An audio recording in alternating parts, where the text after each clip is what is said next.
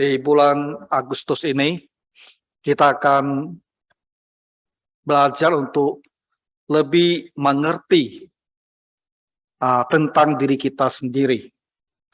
Kita akan belajar hal yang sebetulnya kita sudah pahami, yaitu bahwa di dalam diri kita ada roh.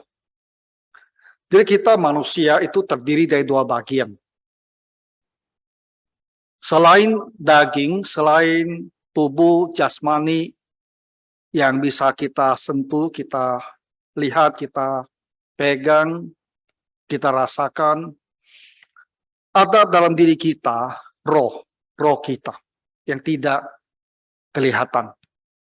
Nah, tentu hal ini semua kita percaya, tapi dalam firman Tuhan ada sejumlah hal juga yang dikatakan, diajarkan tentang roh ini. Jadi kita mau melihat ya apa yang dikatakan firman Tuhan tentang roh kita. Itu untuk minggu hari ini, sore ini. 3 minggu yang akan datang kita akan mengulas dan melihat apa yang bisa kita ketahui tentang asal-usul dari roh kita ini. Ya, dari mana datangnya roh yang ada dalam diri kita. Dalam gereja itu ada 3 penjelasan. Jadi kita akan ulas setiap minggu satu penjelasan dan melihat mana yang lebih ya bisa kita yakini, yang lebih ada dukungan ya dari firman Tuhan atau dari pemahaman teologiannya. Dan mudah-mudahan dengan 1 bulan kita membahas hal ini, kita akan lebih memahami tentang diri kita sendiri. Ya, jadi kita mulai di sore hari ini untuk menegaskan bahwa dalam tubuh kita ini ada roh.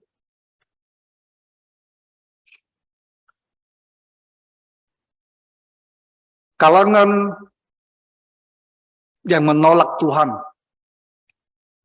yang tak percaya bahwa Tuhan Allah itu ada, bahwa Tuhan Allah itu hidup, mereka juga menyangkal bahwa dalam diri kita ini ada roh. Bagi mereka, kita setiap orang adalah sama. Terdiri dari molekul, terdiri dari atom.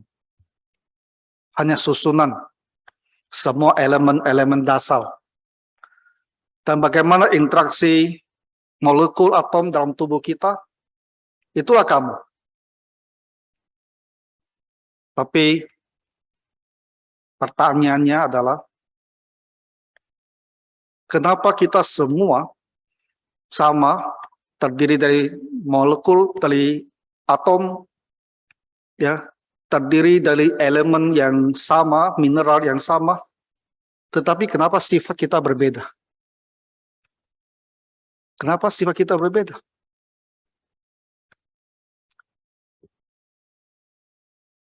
Apa yang membuat manusia satu berbeda dengan lainnya? Kalau kita ini dikatakan hanya terdiri dari molekul atom dari mineral-mineral yang membentuk tubuh kita. Harusnya sama. Kalau kita semua, tubuh kita semua sama. Kalau kita uraikan tubuh kita itu hanya terdiri dari molekul dan atom dengan mineral-mineral yang sama. Tapi kenapa manusia kita berbeda? Sifat berbeda, kelakuan berbeda. Ada yang beriman, ada yang tak beriman.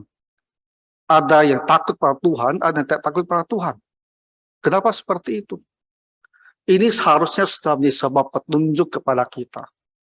Bahwa kita manusia lebih daripada tubuh yang terdiri dari molekul atom ini.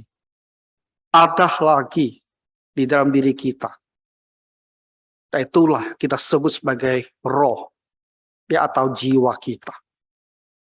Nah, mari kita lihat sejumlah hal yang Alkitab katakan tentang roh kita ini. Yang pertama dikatakan bahwa dalam tubuh kita manusia itu ada rohnya. Ya. Jelas sekali Alkitab menyatakan hari ini. Kita lihat dari Ayub 32. Tetapi roh yang ada di dalam manusia dan nafas yang maha kuasa, itulah yang memberi kepadanya pengertian. Roh yang ada dalam manusia, sumbernya yang pertama sekali itu adalah dari nafas Allah. Dan karena kita mempunyai roh, maka kita ini mempunyai pengertian. Jadi jangan kita berpikir ya, bahwa kita ini mempunyai akal budi, bahwa kita ini mempunyai perasaan, bahwa kita ini mempunyai kemauan. Itu hanyalah hasil interaksi dari molekul dan atom yang ada di dalam sel otak kita. Lebih daripada itu. Kalau sekedar hanya hasil interaksi sel otak kita, dan zat dasar sel kita semua di otak itu adalah sama, dengan mineral yang sama, kenapa hasilnya bisa berbeda? Kenapa ada orang yang berpengertian, ada orang tak punya pengertian? Kenapa ada orang yang peka terhadap dosa, ada orang tidak peduli terhadap dosa? Kenapa bisa berbeda seperti itu? Jadi Ayub mengatakan, pengertian ini, akal budi kita, hikmat ini, yang nanti nampak di dalam sikap kita, itu disebabkan oleh roh yang ada dalam diri manusia. Itu kata kitab Ayub. Kita lihat lagi berikutnya. Ya. Jadi ada lumayan banyak ayat yang sore ini mau saya ambilkan supaya kita melihat apa persisnya dari perjanjian lama sampai perjanjian baru yang dikatakan tentang roh kita. Nah, sekarang kita di perjanjian baru, Kisah Para Rasul ayat 7. Ini ada doa Stefanus. Dia bilang, ya Tuhan Yesus, terimalah rohku. Ketika dia dilempari batu, menjelang dia akan meninggal, mati, bercucuran darah, dia bilang satu hal, Tuhan Yesus. Dia minta Tuhan Yesus, terimalah rohku. Jadi Stefanus jelas meyakini bahwa dalam tubuh dia ini ada roh. Tubuh ini akan mati, tubuh ini sudah berdarah-darah, tubuh ini sudah hancur, dilempari batu seperti itu. Tapi setelah tubuh dia mati, dia ada rohnya. Rohnya mau kemana? Dan dia bilang, Tuhan Yesus, terimalah roh saya ini. Dia ingin rohnya bisa ke surga, ke tempat Tuhan Yesus. Jadi ayat ini kembali menegaskan bahwa dalam diri kita manusia itu ada roh. Berikutnya lagi ya. Dari kitab 1 Korintus. Siapa gerangan di antara manusia yang tahu apa yang terdapat dalam diri manusia selain roh manusia sendiri yang ada di dalam dia. Jadi Paulus lagi berbicara bahwa tak ada orang yang tahu apa yang dipikir oleh seseorang. Kita bisa menduga, tapi kita tidak pernah bisa tahu dengan pasti. Roh orang itu, roh yang ada di dalam diri orang itu, roh itulah yang tahu persis apa yang dipikirkan oleh orang itu. Jadi kita sendiri, roh di dalam kita sendiri inilah yang tahu persis apa yang kita pikirkan. Orang lain tak bisa. Mereka hanya bisa menduga, memperkirakan. Tapi tak pernah bisa pasti. Kita sendiri yang bisa tahu dengan pasti. Karena roh itu ada dalam diri kita. Jadi ada beberapa ayat lagi. Yang Rasul Paulus dalam surat-surat dia kepada jemaat maupun pribadi-pribadi, dia selalu berdoa dan menyebut tentang roh mereka. Umpamanya di Filipi, dia bilang, kasih karunia Tuhan Yesus Kristus menyertai rohmu. Di 2 Timotius, dia bilang, Tuhan menyertai rohmu. Di Filemon 1:25, dia bilang, kasih karunia Tuhan Yesus Kristus menyertai rohmu. Jadi, dalam pandangan firman Tuhan, kita yang hidup, yang membuat kita adalah manusia yang hidup, itu adalah roh kita, bukan tubuh. Tubuh itu hanyalah alatnya, hanyalah bendanya. Roh di dalam tubuh kita, itulah yang membuat kita hidup. Kalau Rasul Petrus, dia akan bilang, kita ini, daging kita ini adalah tendanya, kemahnya.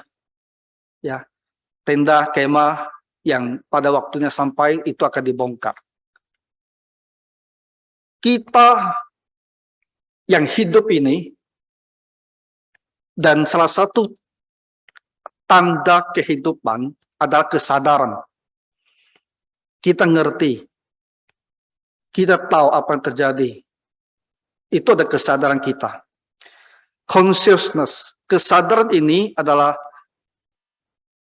sebuah ciri daripada kehidupan.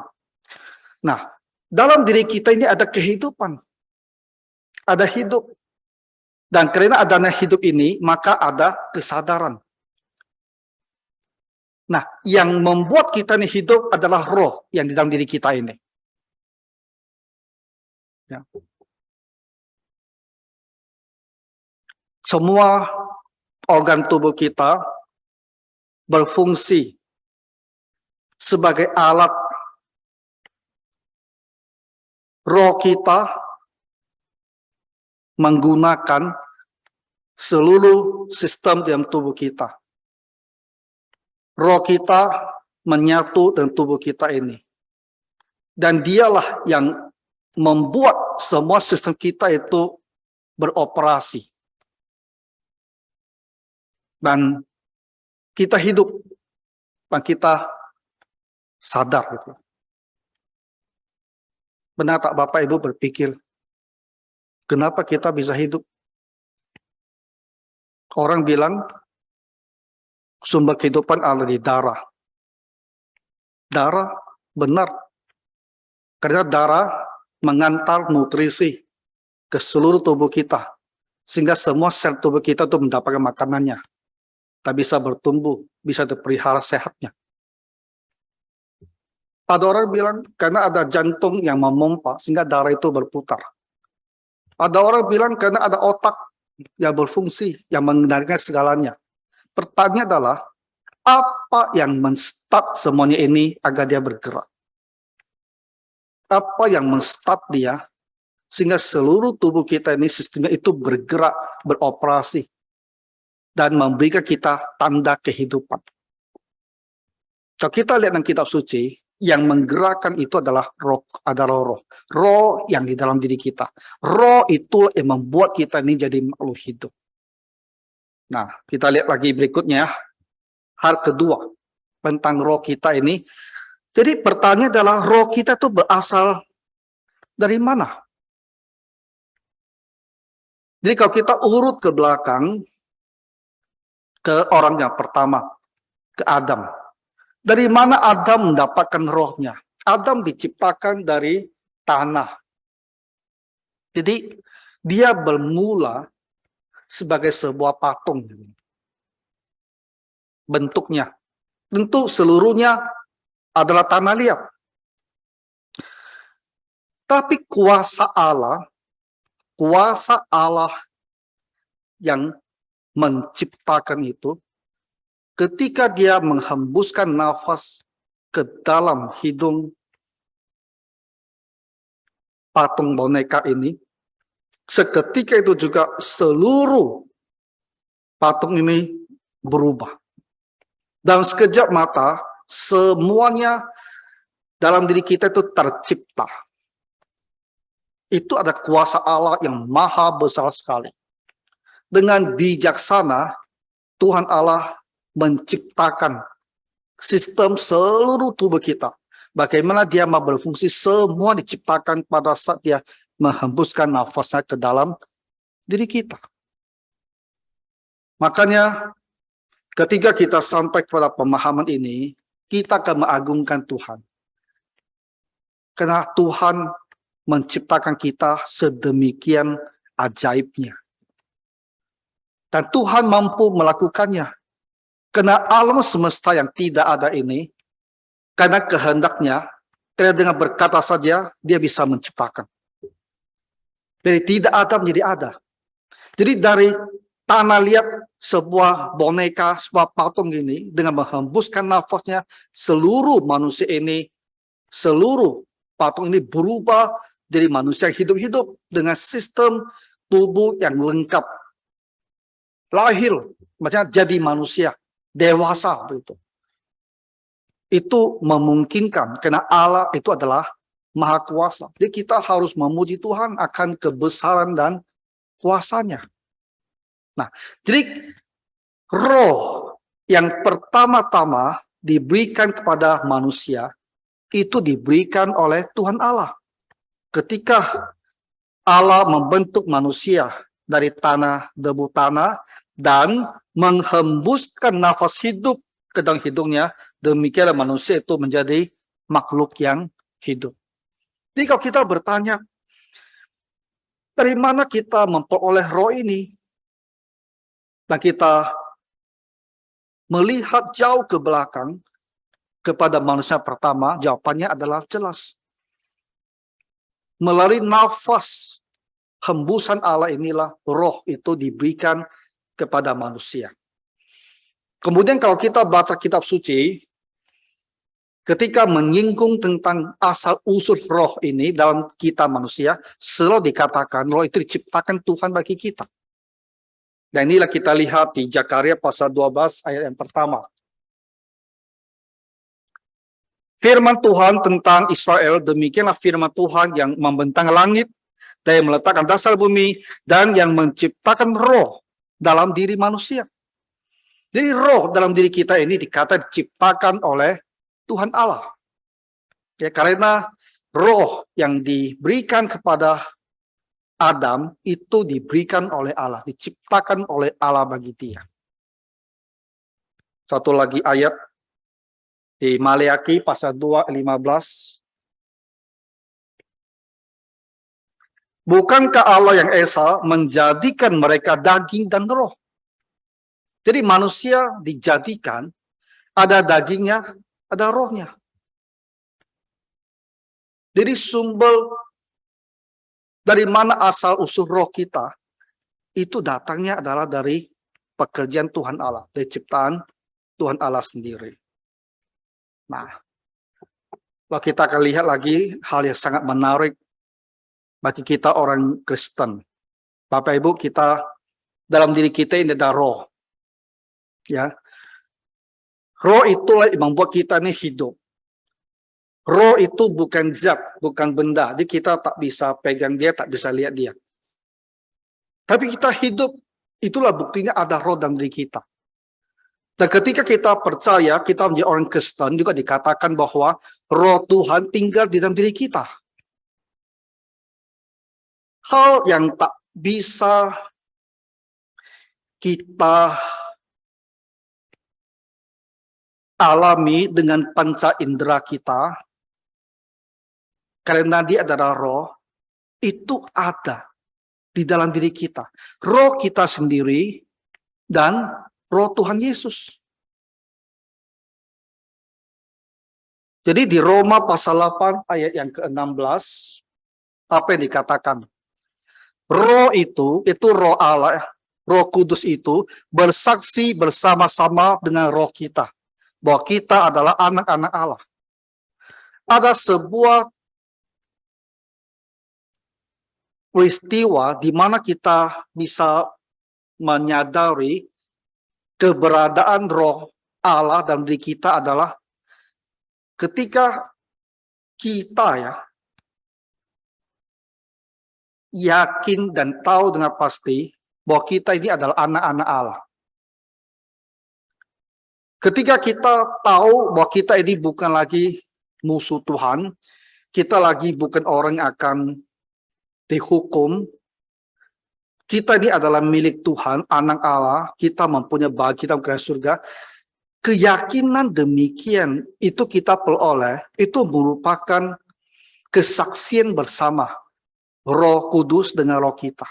Di Roh Kudus dan roh kita itu sama-sama sepakat bahwa kita ini benar-benar adalah anak Tuhan. Dan itu menghasilkan rasa tenang dan damai di dalam hati kita. Karena kita tahu kita ini adalah anak-anak Allah. Ya, sebuah keyakinan yang teguh, yang tak diragukan, bahwa kita ini adalah milik Tuhan. Jadi ada ya yang namanya roh dalam roh Allah, roh Kristus atau roh kudus itu bekerja di dalam diri kita. Ada kalanya Bapak Ibu dalam mempelajari kitab suci, kamu tiba-tiba jadi ngerti sekali. Kita bisa katakan itu sebetulnya adalah pekerjaan Roh Kudus di dalam diri kita. Ada seorang pengkhotbah, pendeta, dia bilang bahwa dia belajar lebih banyak pemahaman tentang firman Tuhan ketika dia berdoa daripada ketika dia membaca buku. Memang benar kita membaca buku, kita mempertimbangkan apa yang dikatakan oleh para teolog, oleh para guru, kita belajar. Tapi sesungguhnya ketika kita benar-benar berlutut dan berdoa, dan merenungkan firman Tuhan yang mau kita pahami, itu bisa muncul tiba-tiba sebuah pemahaman. Pernah tak Bapak Ibu alami hal seperti itu? Nah itulah boleh dikatakan ya pekerjaan Roh Kudus di dalam roh kita. Ada waktunya kita diingatkan, ya. Ada satu kesan yang kuat sekali dalam diri kita, diingatkan tentang sesuatu hal. Mungkin melepaskan kita dari bahaya, mengingatkan kita akan suatu hal yang harus kita laksanakan.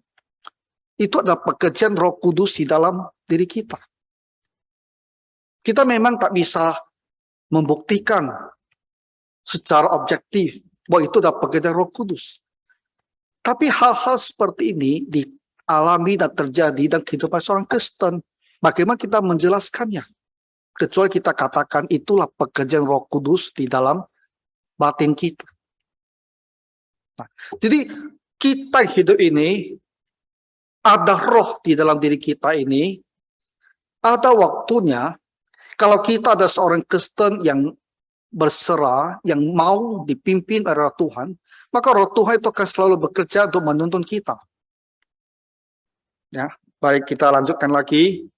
Nah, tentang roh kita ini.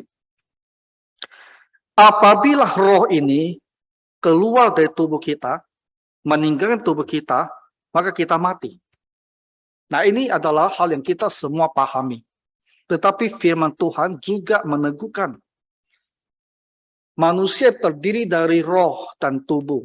Ketika roh meninggalkan tubuh itu, tubuhnya mati. Seperti di dalam Mazmur 104 dikatakan demikian. Apabila engkau menyembunyikan wajahmu, mereka terkejut. Apabila engkau mengambil roh mereka, mereka mati binasa dan kembali menjadi debu. Kalau roh kita diambil Tuhan kembali, kita mati. Dikuburkan, terurai, kita menjadi debu. Satu lagi ayatnya, di Yakobus pasal 2 ayat 26. Sebab seperti tubuh tanpa roh adalah mati, demikian juga lah iman tanpa perbuatan adalah mati. Tubuh tanpa roh adalah mati. Ya, dari pengalaman kita paham hal ini. Tapi firman Tuhan juga menegaskan, kenapa manusia ini mati? Apa bedanya kita yang sekarang ini duduk dan hidup dengan mayat yang ada di rumah duka? Apa bedanya?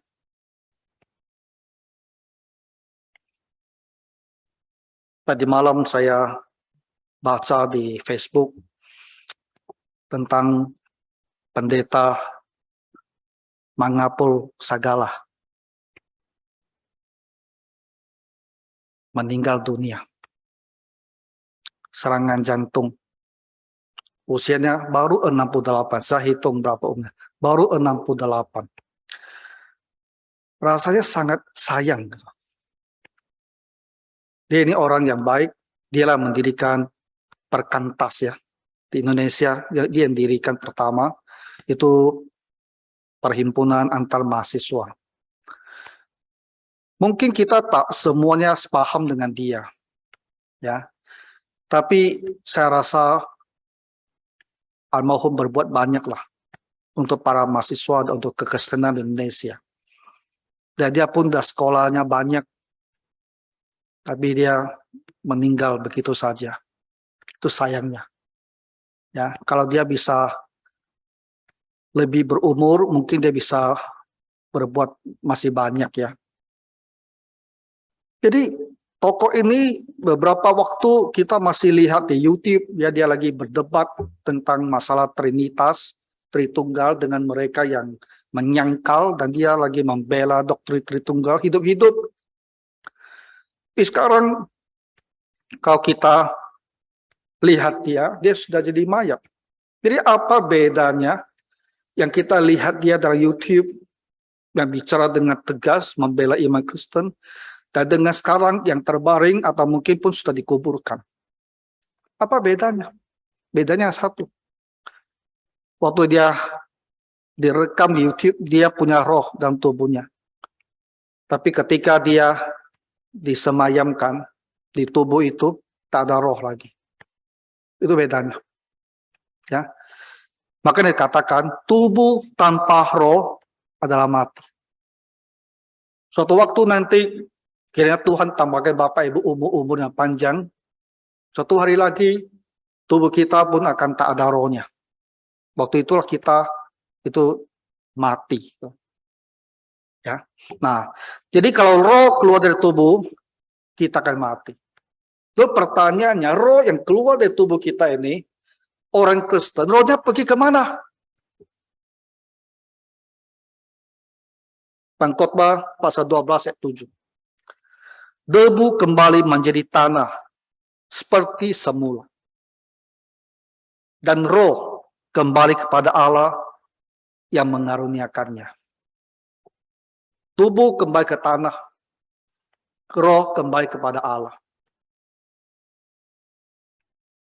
Ada yang kembali kepada Allah surga, ada yang kembali kepada Allah di tempat hukuman.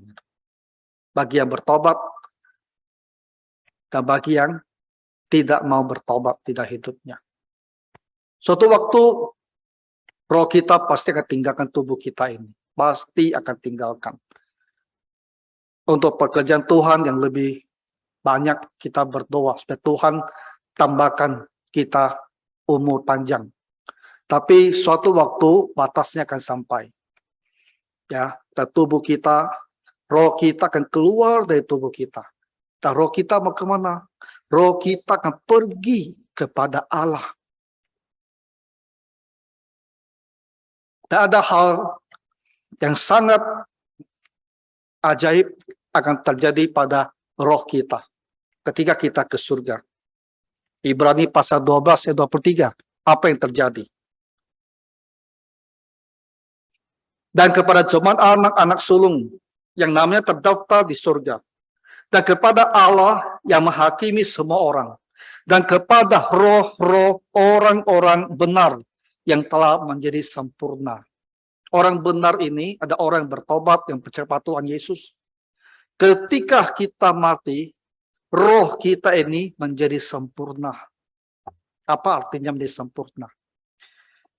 Ketika roh kita pergi kepada Tuhan, roh kita itu tak ada lagi dosanya. Tak ada lagi keinginan berbuat dosa. Secara moral kita menjadi sempurna. Di dalam dunia ini ada waktunya kita masih bergumul. Bergumul jangan berdosa. Ya, tahu tidak boleh. Tapi kita masih mau melanggar firman Tuhan itu. Nah, kita harus bergumul. Ya, makin kita bertumbuh dalam Tuhan, kita akan makin bisa menang. Tapi hidup ini menjadi sebuah perjuangan sampai akhir. Ya, perjuangan terhadap dosa. Perjuangan untuk hidup dengan kudus. Tak pernah kita bisa mencapai kesempurnaan. Tapi ketika roh kita keluar dari tubuh kita dan hadir langsung dalam sekejap mata itu juga, pada saat itu keluar, pada saat itu juga roh kita ada bersama Tuhan, dan pada saat itu juga kita disempurnakan. Tak ada lagi nanti dalam diri kita itu apapun yang jahat, tak ada lagi. Jadi sempurna. Ya, roh-roh orang-orang benar yang telah menjadi sempurna. Itulah hal yang bisa kita harapkan ke depan. Dan ini juga kadang-kadang kita harus berhubungan dengan orang yang berdosa, berkelakuan buruk, dan mungkin juga sulit dinasihati. Maka kita mempunyai satu penghiburan. Kalau dia adalah seorang Kristen, nantilah di surga dia akan disempurnakan. Ya, nanti setelah di surga, dia tak akan lagi seperti dia di dunia ini. Itu adalah sebuah penghiburan lah bagi kita. Ya, ketika harus berhubungan dengan orang-orang Kristen, ya, yang masih juga tak mau berubah-ubah. Nanti di surga dia disempurnakan. Ya. Nah, apalagi tentang roh. Ada hal-hal yang hanya terjadi dalam situasi-situasi yang sangat-sangat istimewa. Beberapa hal berikutnya ini yang mau saya jelaskan. Itu tak terjadi pada kita secara umum. Kondisi yang sangat istimewa ketika dikehendaki oleh Tuhan Allah. Suatu mujizat. Nah, ada hal-hal yang sangat ajaib itu bisa terjadi dengan roh dan tubuh kita. Apa itu? Roh orang yang mati, yang sudah keluar, kalau Tuhan berkehendak, dia bisa kembali. Sehingga tubuh itu hidup kembali.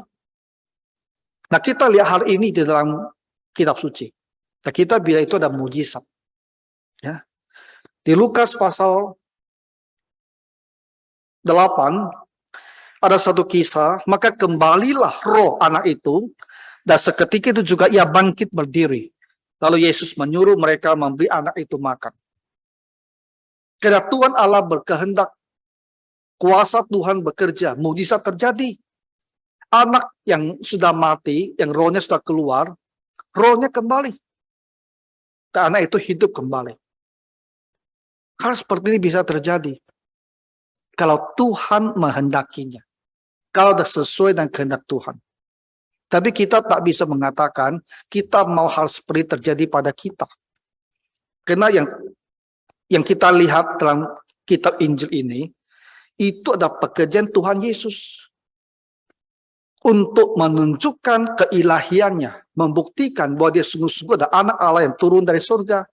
Dan juga karena belas kasihannya kepada janda yang kehilangan anak satu-satunya ini. Kita lihat lagi. Di Wahyu pasal 11. Ini pada masa menjelang akhir zaman. Ketika Tuhan mengirim dua nabi untuk memperingatkan manusia di dunia ini. Dalam diri kedua nabi ini juga terjadi mujizat kebangkitan. Ya, 3,5 hari kemudian masuklah roh kehidupan dari Allah ke dalam mereka sehingga mereka bangkit dan semua orang melihat mereka menjadi sangat takut. Itu kejadian terjadi nanti. ya, dua nabi ini mati, rohnya udah keluar, tapi Tuhan berkehendak rohnya kembali lagi, jadi dia bangkit. Nah, dua contoh ini bukan peristiwa yang terjadi setiap hari. Bukan peristiwa yang gereja orang Kristen bisa bilang aku mau dibangkitkan. Tak bisa. Beberapa tahun lalu ada pendeta yang sangat besar di Semarang, setelah meninggalkan gerejanya tidak mau kuburkan. Mereka bilang kami mau dia bangkit. Akhirnya dikuburkan juga. Tak bisa. Ya. Tapi kalau Tuhan Allah dalam situasi yang begitu istimewa, Tuhan Allah berkehendak, hal itu bisa terjadi. Bahwa orang yang meninggal, yang rohnya keluar, rohnya bisa masuk kembali, jadi hidup lagi, itu bisa terjadi. Nah, jadi yang di Wahyu ini tentu situasi yang sangat istimewa. Kayak dua nabi ini diutus ya untuk mengingatkan manusia yang begitu berdosa, supaya mereka bertobat. Nah, kemudian ada lagi peristiwa yang juga sangat ajaib. Juga bukan hal yang terjadi biasa, sehari tidak. Ini juga hal yang ditulis dalam kitab suci, sehingga ketika kita baca, kita jadi ngerti bahwa hal seperti ini bisa terjadi.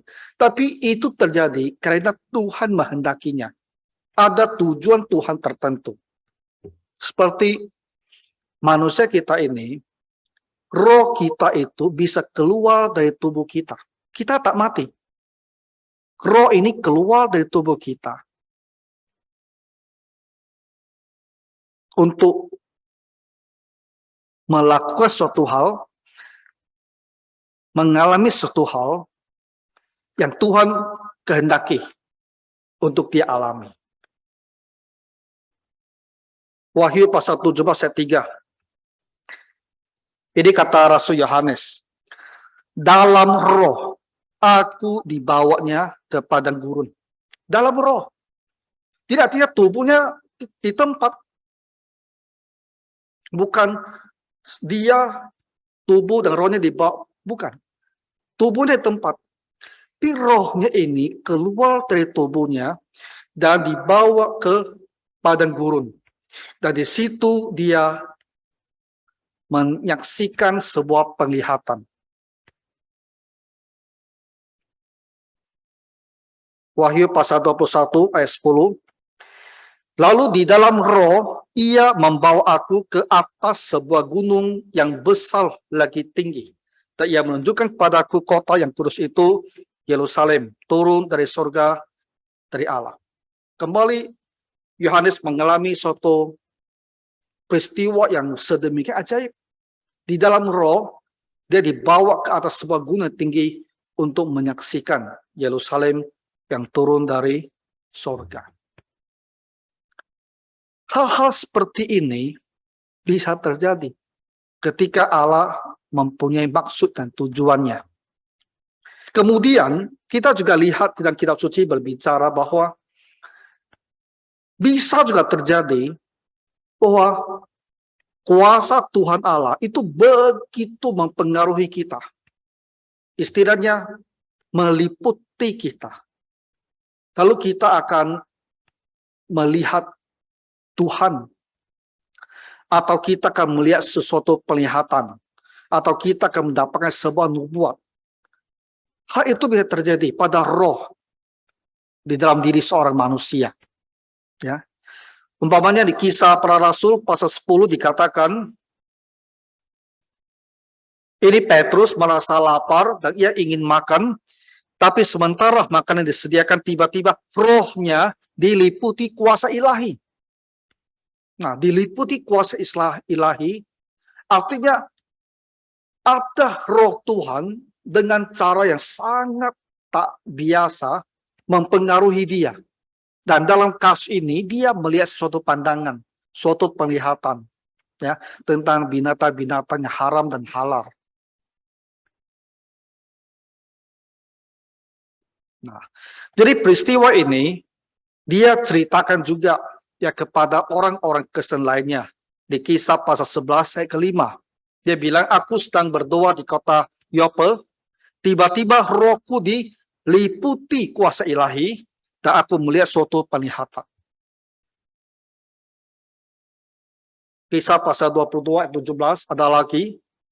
Ini kata Rasul Paulus, yang tadi itu Petrus, ini Paulus. Sesudah aku kembali di Yerusalem, dan ketika aku sedang berdoa di dalam bait Allah, rohku diliputi oleh kuasa ilahi. Dalam situasi ini, dia mendengar roh Tuhan Yesus berbicara kepadanya, memberikan dia pengarahan apa yang harus dilakukan di dalam tugas misinya. Nah, jadi Bapak Ibu, ada hal-hal yang sangat ajaib itu bisa terjadi pada roh kita. Tadi kita sudah sebut roh yang sudah keluar, mati, bisa kembali. Ada hidup-hidup tapi rohnya keluar dan lakukan sesuatu hal. Yang ketiga adalah kita merasakannya sesuatu hal yang tiba-tiba tidak biasanya. Lalu dikatakan diliputi oleh roh Tuhan. Lalu kamu bisa dapatkan sebuah penglihatan. Atau kamu mendengar ya ada suara Tuhan yang berbicara pada kita. Jadi roh kita manusia ini, ketika Tuhan Allah berkehendaki, dia bisa terjadi hal-hal yang sedemikian ajaib. Tapi ini bukan pengalaman manusia setiap hari secara umum, bukan. Hanya ketika Allah ada kehendaknya, ada tujuannya, dia bisa melakukannya. Di dalam kitab suci kita melihat dia melakukan hal seperti itu. Jadi kita tidak boleh berharap aku juga harus diliputi oleh roh Tuhan. Kita tak bisa bersikap seperti ini. Tapi yang kita baca dan kitab suci adalah ada situasi hal seperti ini bisa terjadi. Nah, jadi sore ini yang saya lakukan untuk Bapak Ibu adalah menjelaskan ya tentang roh yang di dalam diri kita ini. Ya, roh itu asalnya dari mana? Ya, roh itulah yang membuat kita nih jadi makhluk hidup. Roh ini kalau keluar kita mati. Ya, dan roh kita ini juga bisa dengan cara yang tak kelihatan, secara sangat subjektif, berkomunikasi, berinteraksi dengan, bekerja, bersaksi bersama dengan roh Kristus ada dalam diri kita. Dan hal-hal ajaib yang pada waktu Tuhan mempunyai niat dan rencana tertentu, itu bisa terjadi pada roh manusia. Nah, dan kita ada manusia demikian dengan roh di dalam diri kita seperti ini. Kita ini lebih daripada tubuh saja. Dalam diri kita adalah roh. Dan buktinya kita punya roh adalah kamu hidup. Hidup ada bukti kamu mempunyai roh. Karena yang mati, dia udah beda dengan kita. Karena dia tak punya roh lagi. Dia mati. Nah, jadi kita tutup dengan mengatakan, karena roh kita ini diberikan oleh Tuhan. Jadi kita ini adalah milik Tuhan. Hidup kita ini adalah milik Tuhan. Kita perlu bertanggung jawab kepada Tuhan dengan hidup kita ini. Jadi bagaimana kita beribadah kepadanya. Bagaimana kita mendengarkan, mematuhi firman-Nya. Bagaimana kita mengasihi Tuhan, melayani Tuhan. Ini semua perlu kita perhatikan dengan sungguh-sungguh. Karena ini semua adalah bahagian dari hidup yang Tuhan telah berikan. Kita harus mempertanggungjawabkan hidup yang Tuhan berikan ini. Jadi kiranya saudara sekalian ya bisa lebih memahami tentang diri kita dan roh kita ini. Mari kita berdoa. Tuhan Bapa Surgawi,